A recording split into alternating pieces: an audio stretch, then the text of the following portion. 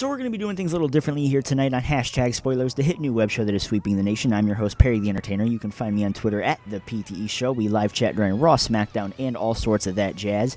Like I said before, we're going to be doing things a little differently here tonight, as it was a live episode of Smackdown tonight from Hartford, Connecticut, which was originally supposed to be the site of Monday Night Raw tonight on Monday, but due to this historic snowstorm that happened over the last week, Raw was kind of canceled from Connecticut, and instead we were given a live edition of SmackDown. And usually when it's a live edition of SmackDown, it's normally like a can't miss, or it's actually a pretty good show to say the least. Well, yeah, about that, we pretty much got an average SmackDown tonight, and because it's not in written form and we have to talk about every little thing, we don't have to do that tonight. In fact, we can get down to the nitty-gritty about the important stuff and what I have to say about said important stuff. For example, we had Roman Reigns versus The Big Show tonight. We had a Rusev versus John Cena confrontation that I feel could have waited until Monday night, but I'll get to that once we get to that. And of course, our main event, the casket match between Kane and Daniel Bryan. We're going to start off things with the Roman Reigns and The Big Show. WWE could have used this to kind of catapult Roman Reigns into some sort of fair league with Brock Lesnar, because Brock, obviously the fucking beast. I mean, granted, he's beaten two fucking guys.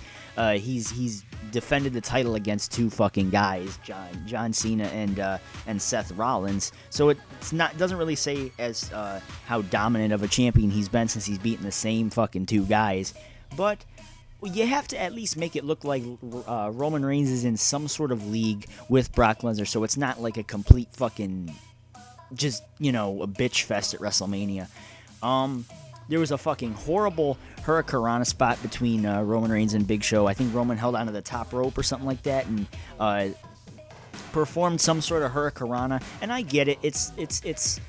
It's not even believable when a guy like Rey Mysterio and a guy like Sin Cara can do it to the Big Show, but it just looks so fucking awful on Roman Reigns. And I know it's because he's a big guy. He performed a lot of aerial moves like we didn't think today. I think he did a diving clothesline off the apron on the Big Show, who was on the floor. So I'm not counting it out at all that he can fly. Just don't do moves like that unless you practiced them, and because it doesn't make it look like it's fake as hell. But you could have brought out the intensity of Roman Reigns in this match. Make it so that the fans' reaction to him over the last several days, especially at the Royal Rumble, that it actually means something, and it's like, hey, you booing me is actually fueling me, and you're pissing me off. So then you beat the shit out of the Big Show in the process.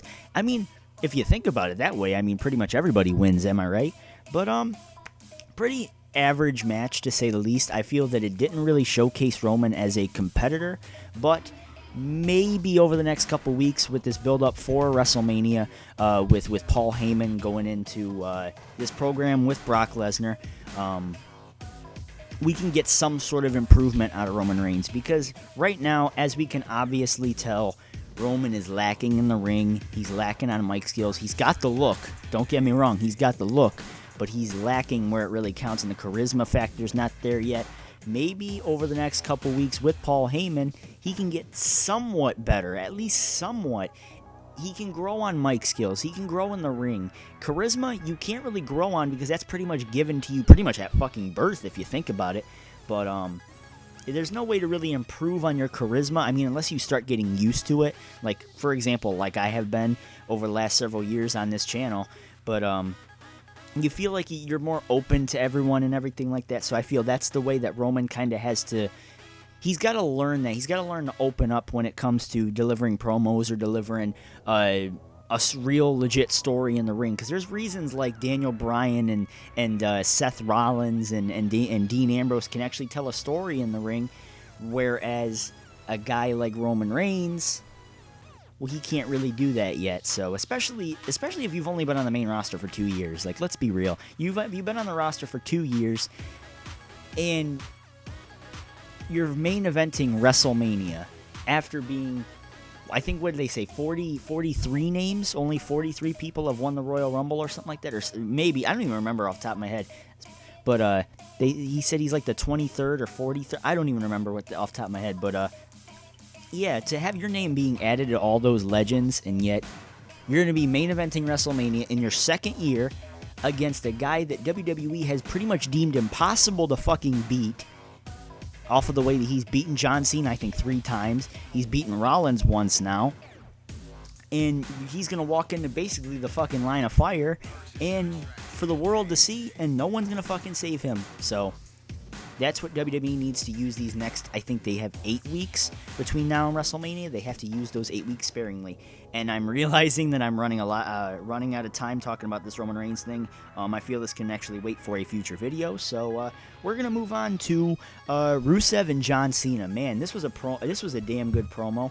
I feel that it could have waited until Raw, where it would have been more eventful.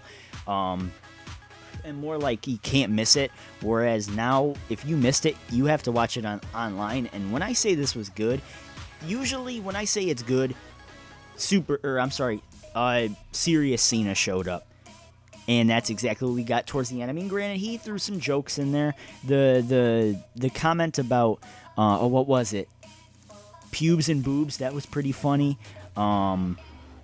But after that, he actually came out, and granted, I don't agree with the way that it was booked so early. I don't feel that booking Rusev versus John Cena right now would really work, whereas, I mean, WWE can take a few notes from how they built Cena and Wyatt last year, because they didn't have them meet until WrestleMania, and granted, I do want Rusev to kind of get at least some sort of win, make him look strong going into Mania if you're going to let him job out. And I don't really want to say job out because I don't think it's going to be a job fest, but if you're going to have him lose his first match to John Cena, you have to have him go over at this next pay-per-view. You have to make him look strong going into it so that he has some sort of credential coming out of it, because now he's going to be the United States champion, and he lost his first match to an established guy that really has nothing to do. He lost 3 times to Brock Lesnar. He's out of any sort of championship match that he has.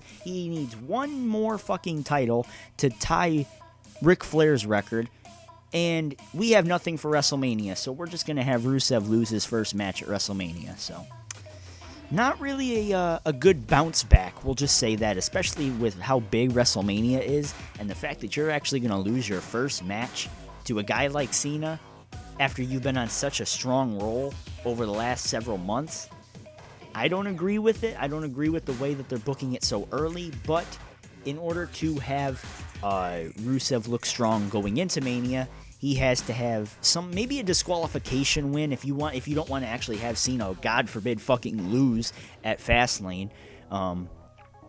That's probably the way it's got to go. Probably some sort of disqualification or count-out win or something. Because, like I said, God forbid Rusev actually gets a fucking pinfall victory over John Cena. But that's far into the future. As for tonight, this was definitely a good promo. I'm interested to see what they have for Raw and next Monday. And let's hope that they don't try and throw any sort of tag team matches in this way. Like, don't have, like, Roman and Cena versus Rollins and Rusev or some shit like that. Please don't do that. Try and keep Cena and Rusev kind of as far away as possible so that we're not spoiled. Because that was the problem with Cena and Wyatt last year, was we were spoiled after we were actually given Cena and Wyatt at Mania. So, like I said, I thought the promo was good, and I'm interested to see what we have going into Raw on Monday night. Finally, let's talk about Daniel Bryan and Kane, the casket match. I felt that it was slow, but I'm glad that we are finally over with the Daniel Bryan and Kane shit. And granted, I know I love making fun of Daniel Bryan. I do. I love it. I feel like Michael Cole from 2010. You guys love that one. Especially the one, remember when Daniel Bryan first won the world title? And he ran on top of the announce table, and you heard Michael Cole, no, and he's yelling at him, and everyone's fucking yesing with him and everything. And it's so fun to make fun of Daniel Bryan. I'm sorry. I love it.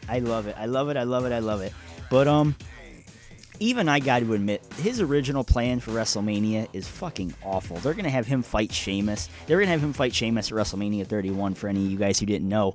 But, yeah, that was the plan up until like Tuesday, and now I'm hearing that they might go through with this Bryan versus Ziggler thing, which, oh my fucking god. Cue the IWC fucking ejaculation fucking climax. Oh my god. Two guys that fucking these people love, and you have to choose between one of them. Not to mention it could go down as one of the greatest technical wrestling matches in WrestleMania history. I said one of the, don't go off on me. But, yeah, I'm not a big fan of the way that, Kane kind of bitched out, but, they had to make Daniel Bryan look strong somehow, especially having all this crap, all this fuel off of the Royal Rumble. Everyone's still so pissed off at the fact that he didn't win the damn thing. So he needs some sort of bounce back, and I feel that this win over Kane finally put this feud to rest, and you made Daniel Bryan strong in the process. And to be honest, it's good because you really can't go any higher from what Daniel Bryan did last year, beating Triple H, Batista, and Randy Orton and winning the world title all in one night, which is one of the big reasons why I disagree with a lot of Daniel Bryan fans on here. One of the huge reasons, actually, is that one night, April 1st, 2014. But just the way that it all went down like that. But that's another story for another day. There's no way you can really bounce back from that and actually look like it's an improvement from that. Like that's how big that moment really was. And yeah, you can have he could. Let me think this out first, you guys. PTE's thinking right now. Hold on. You can have the best match on the card, which is what I think Daniel Bryan is going to have. Whether they have him feud with Dolph Ziggler or Bray Wyatt, which is the other name I'm hearing thrown around. The one I'm not hearing, Dean Ambrose. You can turn Dean Ambrose heel. Granted, I don't really agree with turning that, because in order for that to happen, you'd probably have to have him and Rollins somehow. I don't know how that would work, but have Ambrose and Daniel Bryan at WrestleMania. I think that'd be pretty damn cool to see, but I don't know. I don't know what Daniel Bryan has in store, so I'm actually looking forward to that, despite being a very big critic. I'm not going to say a hater, but a critic of Daniel Bryan's, because I just love making fun of the guy. So let me know what you guys think about SmackDown down in the comment section below. I'm sorry that this video took so long. I was trying to make this one short and sweet, but well, our usual hashtag spoilers episodes go about this long, don't they, folks? So next week we're hoping to have the schedule back on track. A Raw review on Monday, a new episode of hashtag spoilers, which we will continue Season of the People. So if you guys would like to make a channel ad for my desktop background for next week's episode, by all means. I think it's 1280 by 720 or something. It's in HD quality, guys. Just send in your basic stuff. So I'll be willing to use any picture you guys send to me. So yeah, first come, first serve, pretty much, because haven't gotten any for this week. So I know a friend of mine who you guys probably know from TRN Network, B Rotten. He's going to be making one for this show pretty soon, so you guys can go check him out. I don't have his personal YouTube link right now in my mind, but I'm sure I'll have it by next week. So yeah, go check out his stuff. Go check out TRN once they're back, because I heard something about them getting flagged. So yeah, hopefully Alex can get that settled out. So I think that's all for this week. There's no pay-per-view this week. You might see me for a prediction for the Super Bowl. Usually I'm wrong on these, so I'm really thinking about whether or not I'm going to do one. So that's about it for me this week, guys. I know you guys hate me blabbering at the end of these, but usually this is when I start kind of talking from the heart and everything. So thank you guys for watching. And yeah, we'll be right back to normal on this show next week. So thank you guys for watching this week. This is Perry the Entertainer signing out, and peace. Let me know what you guys think about Roman Reigns and Daniel Bryan, who are the two pretty much hottest characters in wrestling right now. So talk to you guys later. Peace.